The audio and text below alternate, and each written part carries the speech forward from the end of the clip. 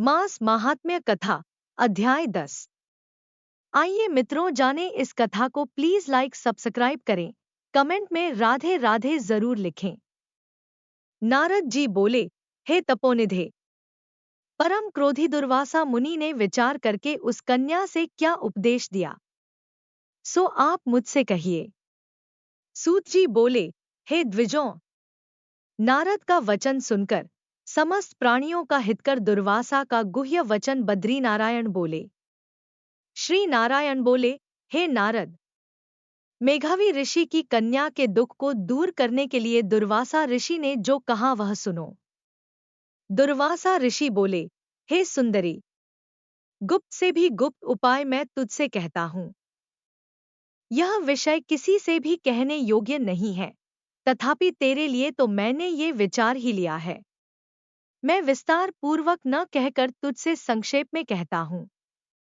हे सुबगे, इस मास से तीसरा मास जो आवेगा वह पुरुषोत्तम मास है। इस मास में तीर्थ में स्नान कर मनुष्य भ्रूण हत्या से छूट जाता है। हे सुंदरी, कार्तिक आदि 12 मासों में इस पुरुषोत्तम मास के बराबर कोई मास नहीं है। जितने मास तथा पक्ष और पर्व हैं, वे सब पुरुषोत्तम मास की 16वीं कला के बराबर भी नहीं है। वेदोक्त साधन और जो परमपद प्राप्ति के साधन हैं, वे भी इस मास की 16वीं कला के बराबर नहीं है। 12,000 वर्ष गंगा स्नान करने से जो फल मिलता है और सिंहस्थ गुरु में गोदावरी पर एक बार स्नान करने से जो फल मिलता है, हे सुंदरी, वही फल पुरुषोत्तम मास में किसी भी तीर्थ पर एक बार स्नान करने मात्र से मिल जाता है। हे बाले, यह मास श्री कृष्ण का अत्यंत प्यारा है और नाम से ही यह भगवान का स्मारक है। इस मास में पुरुषोत्तम भगवान की सेवा पूजा करने से समस्त कामनाएं सिद्ध होती हैं। अतः इस पुरुषोत्तम मास का तू शीघ्र व्रत कर। पुरुषोत्तम भगवान की तरह प्रसन्नता पूर्वक मैंने भी इस मास की सेवा की है। एक समय क्रोध में मैंने अम्बरीश राजा को भस्म करने के लिए अर्थकृत्या भेजी थी, सो हे बाले, तब हरि ने जलता हुआ सुदर्शन चक्र मुझको ही भस्म करने के लिए उसी समय मेरे पास भेजा। तब पुरुषोत्तम मास के प्रभाव से ही वह चक्र हट गया। हे सुंदरी, वह चक्र त्रैलोक्य को भस्म करने का सामर्थ्य रखने वाला जब मेरे पास आकर खाली चला गया तब मुझे बड़ा विस्मय हुआ। इसलिए हे सुबगे, तू श्री पुरुषोत्तम मास का व्रत कर। इस प्रकार मुनि की कन्या को कहकर दुर्वासा ऋषि ने विराम लिया। श्री कृष्ण जी बोले, हे राजन, दुर्वासा का वचन सुन भावों की प्रबलता के कारण असूया से प्रेरित वह कन्या मूर्खतावश दुर्वासा से बोली। बाला बोली, हे ब्राह्मण, हे मुने, आपने जो कहा वह मुझे रुचता नहीं है। माघादी मास कैसे कुछ भी फल देने वाले नहीं है। कार्तिक मास कम है, ऐसा आप कैसे कहते हैं? सो कहिए। वैशाख मास सेवित हुआ क्या इच्छित कामों को नहीं देता है? सदाशिव आदि से लेकर सब देवता सेवा करने पर क्या फल नहीं देते हैं? अथवा पृथ्वी पर प्रत्यक्ष देव सूर्य और जगत की माता देवी क्या सब कामनाओं को देने वाली नहीं है? श्री गणेश क्या सेवा पाकर इच्छित वर नहीं देते हैं? व्यतिपात आदि योगों को और शर्व आदि देवताओं को भी सबको उल्लंघन करके पुरुषोत्तम मास की प्रशंसा करते क्या आपको लज्जा नहीं आती है? यह मास बड़ा मलिन और सब कामों में निंदित है। हे मुने, इस रवि की संक्रांति से रहित मास को आप श्रेष्ठ कैसे कह सकते हैं? सब दुहकों को छुड़ाने वाले परम श्रीहरि को मैं जानती हूँ। हे देव, दिनरात श्रीहरि का चिंतन करती मैं जानकीप्ति राम और पार्वतीप्ति शंकर के सिवाय और किसी को नहीं देखती हूँ। हे विपेंद्र, अन्य कोई भी देवता ऐसा नहीं है जो मेरे इस दुहक को दूर करे।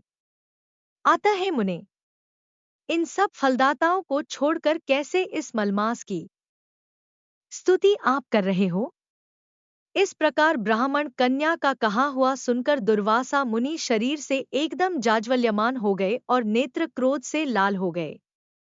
इस प्रकार क्रोध आने पर भी कृपा करके मित्र की कन्या को श्राप नहीं दिया और सोचने लगे कि यह मूर्खा है, हितहित को नहीं जानती है, अभी बुद्धि इसकी पूर्ण नहीं है।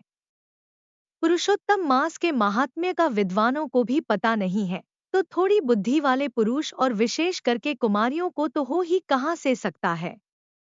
यह कुमारी कन्या माता पिता से रहित दो खाग्नि से जली हुई है, आता अति उग्र मेरे श्राप को कैसे सहन कर सकती है। इस प्रकार सोचकर कृपा से मन में उठे क्रोध को शांत किया और स्वस्थ होकर दुर्वासा मुनि उस अति वहवल कन्या से बोले। दुर्वासा बोले, हे मित्र पुत्री, तेरे ऊपर मेरा कुछ भी क्रोध नहीं है। हे निर्भाग्य, जो तेरे मन में आवे वैसा ही कर। हे बाले, और कुछ भविष्य कहता हूं सुन। पुरुषोत्तम मास का जो तूने अनादर किया है उसका फल तुझे अवश्य मिलेगा, इस जन्म में मिले अथवा दूसरे जन्म में मिले। अब मैं नरनारायण के आश्रम में जाऊंगा। तेरा पिता मेरा मित्र था इसलिए मैंने शाप नहीं दिया है। तू बाल भाव के कारण अपने शुभाशुभ तथा हिताहित को नहीं जानती है। शुभाशुभ भविष्य की कोई टाल नहीं सकता है। अच्छा, हमारा बहुत समय व्यतीत हो गया, अब हम जाते हैं, तेरा कल्याण हो। श्री कृष्ण बोले। ऐसा कहकर महाक्रोधी दुर्वासा मुनि शीघ्र चले गए। दुर्वासा ऋषि के जाते ही पुरुषोत्तम की उपेक्षा करने के कारण कन्या निष्प्रभा हो गई। तदंतर बहुत देर तक कन्या ने सोच विचार कर यह निश्चय किया कि देवताओं के भी देवता, तत्काल फल देने वाले पार्वतीपति शिव की तप द्वारा आराधना करूंगी। हे नृप, मेधावी ऋषि की कन्या ने मन से इस प्रकार निश्चय करके अपने आश्रम में ही रहकर भगवान शंकर के कठिन तप करने को तत्पर हो गई। सूत जी बोले, बहुत फलों के दाता लक्ष्मीपति को और वैसे ही सावित्रीपति ब्रह्मा को छोड़कर एवं दुर्वासा के प्रबल वचन की निंदा कर वह ऋषि कन्या अपने आश्रम में ही अंधक को मारने वाले शंकर की सेवा के लिए तत्पर हो गई। इस प्रकार 10वां अध्याय समाप्त हुआ। धन्यवाद। राधे राधे।